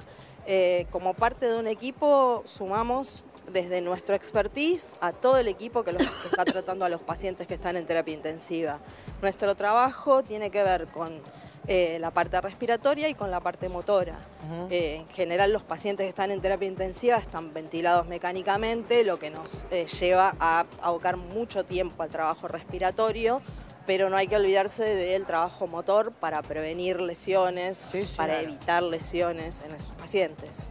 Sí, es impresionante. O sea, una hija postiza mía estuvo el año pasado con una neumonía y estuvo 15, 20 días y después no podía subir la escalera, no tenía la fuerza como para subir un escalón. Un escalón ya era un mundo. Sí. Así que es increíble que en tan poco tiempo, cómo se pierde la masa muscular. Por eso le quería preguntar a Julia si está estudiado, si hay más o menos una idea de qué porcentaje de musculatura se pierde con cada día en una terapia intensiva. Hay papers de hace mucho tiempo que hablan de que la sarcopenia, o sea, la pérdida de fibras musculares, la pérdida de fuerza muscular comienza a las 48 horas en las que un paciente se encuentra inmovilizado. Ahí es donde empieza, entonces tenemos que hacer mucho hincapié en mantener la movilización. Ahora, no pero solo la por movilización, muscular, Julia, sino también por la parte articular. Claro, exacto, por la parte articular, pero digo, la musculatura solamente con movilización no se gana, digo, si no hay una fuerza voluntaria del paciente, ¿no? ¿O se puede ganar igual? No se gana, sí podemos mantener al paciente lo menos sedado posible, realizando las movilizaciones activas y activo-asistidas y el paciente puede colaborar. No todos los pacientes que están ventilados están completamente sedados, entonces a veces tenemos algo de colaboración. Exacto. Insisto, en la terapia intensiva muchas veces la mayoría del trabajo tiene que ver con lo respiratorio, pero lo motor lleva muchísimo tiempo también. Bueno, por eso... perdón, dale. No, y una vez externado, digo, un paciente, la rehabilitación motora, ¿qué tiempo puede llevar? Digo, volver a ganar la masa muscular, poder tener fuerza para caminar. Hablar de tiempos es prácticamente imposible porque depende de cada paciente, depende del tiempo que estuvo internado, depende del tipo de sedación que recibió, del tipo de patología por la cual fue ingresado. Hay muchísimos factores que influyen en el tiempo que va a durar la rehabilitación. Hay rehabilitaciones que son muy rápidas y hay rehabilitaciones que son mucho más lentas. Lo importante es hacerla, sin duda. Tener el tratamiento post-UTI en este caso. Sí, por eso en cuanto te operan, al día siguiente te paran. Te hacen caminar. Te paran y te hacen caminar. Nosotros intentamos mantener el movimiento lo antes posible. Claro. Sí. No solamente en el caso de una cirugía, del segmento afectado por la cirugía, sino del resto del cuerpo, que muchas veces no se mueve porque hay dolor en determinado lugar del cuerpo. Sí, pero hay que moverlo. Yo me operé de la rodilla y hace 2 años un cambio total de rodilla y al día siguiente estaba parada caminando y me hacían hacer ejercicios igual. Te doliese o no te doliese, tenía que hacer los ejercicios igual. Y es fundamental, ¿no? Aparte, cuanto más años, más ejercicios tenés que hacer. Más ejercicios tenés que hacer permanentemente. Sí. Así mantener el movimiento evita muchísimas otras afecciones. Entonces es importantísimo lograr la actividad física acorde a la edad, a las posibilidades de cada paciente o de cada persona. Por eso qué difícil es un poco lo decía Ana, del trabajar esto de una persona que está en terapia, digo por decir cualquiera de tantas personas, de que entendés lo que te pasó, cuánto tiempo estuviste y casi automáticamente empezar por delante, claro, empezar a trabajar tu cuerpo, porque no entendés, ¿no? Porque hay gente que se encuentra con partes del cuerpo que no tiene, lamentablemente, otros que incorporaron, digo, en este caso, operaciones, puntos, ¿no? Esa es una de las etapas más difíciles también, ¿o no, Doc? Sí, ahí es donde se ve realmente la importancia del trabajo en equipo de todas las disciplinas que intervenimos. Claro. Porque el paciente que sale de la terapia intensiva ya tuvo contacto con el kinesiólogo dentro de la terapia intensiva, apenas empieza a bajarse la pseudoanalgesia, nos ven la cara porque estamos haciendo todo el trabajo de la rehabilitación respiratoria, del manejo de la ventilación mecánica. Entonces somos conocidos por el paciente. Lo importante es poder, con todo el equipo, seguir ese tratamiento. Sí. Claro. Bueno, doctora, le agradezco muchísimo tu tiempo, le mando un beso muy grande y a tomar conciencia, ¿no? Igualmente. Cuando uno tiene cualquier tipo de cosas, seguir haciendo después los ejercicios en su casa es fundamental. Sí. Bueno, muchísimas gracias, Julia, un beso muy grande. Gracias, Maguita, cualquier cosa nos informás. Bueno, y en el corte hablé con Daniela y me mandó 2 audios. Escuchamos el primero, por favor. Hola, Georgie, ¿cómo estás? Y difícil conciliar el sueño, difícil también tener el estómago abierto. Es muy complicado la situación, ya es como que también tengo que expresarlo de alguna manera y mi cuerpo habla. Pero nada, los 2 pilarcitos que tengo acá es como lo único que te da fuerzas para poder seguir. Y entiendo que cuando llego a casa abro la puerta y tengo que tener una sonrisa y estar fuerte para ellas. Pero bueno, todo eso después lo proceso de alguna manera porque tampoco puedo estar tirada en la cama llorando o expresando todo lo que siento adentro en mi corazón. Es muy difícil.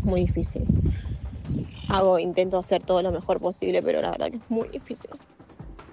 Pobrecita está quebrada. Tremendo. Pero bueno, esos 2 motorcitos que tiene en su casa la van a ayudar a salir adelante también. Como también lo va a ayudar a salir adelante a Tiago. Esta pelea que está teniendo él en su consciente o inconsciente, sabe que además de toda una familia que lo ama, tiene esas 2 hijitas que son 2 solas. Y la gente. Y la gente que lo ama y lo adora. Vamos a escuchar el segundo audio, por favor. De hecho, paré mi vida, paré mi trabajo, paré todo para estar con las nenas, para que sientan mi contención también y no mi ausencia, para estar con ellas todos estos días.